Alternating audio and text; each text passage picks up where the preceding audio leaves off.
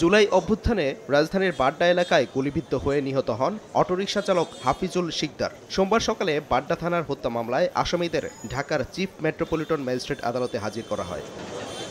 মামলার তদন্তকারী কর্মকর্তার আবেদনের পরিপ্রেক্ষিতে প্রত্যেক আসামির 5 দিনের রিমান্ড আবেদনের উপর শুনানি করেন রাষ্ট্রপক্ষের আইনজীবী ওমর ফারুক ফারুকী। এ সময় আসামির পক্ষে একাধিক আইনজীবী রিমান্ড বাতিলপূর্বক জামিন আবেদন করেন।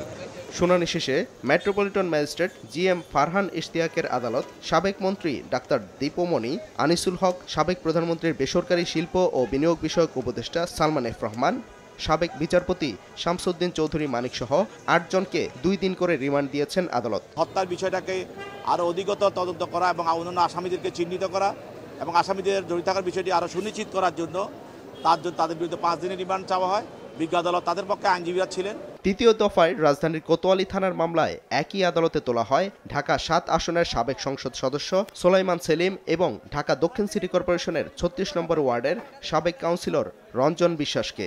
আদালত তাদেরকেও 2 দিন করে রিমান্ড আদেশ দেন। এছাড়াও একাধিক হত্যা মামলায় সাবেক শিল্প প্রতিমন্ত্রী কামাল আহমেদ মজুমদার, জিয়াউল আহসান, ঢাকা মহানগর উত্তর মহিলা আওয়ামী লীগের যুগ্ম সম্পাদক রোকেয়া জামাল সহ 12 জনকে গ্রেফতার দেখানো হয়েছে। সাদিকুর রহমান, সময় সংবাদ, ঢাকা।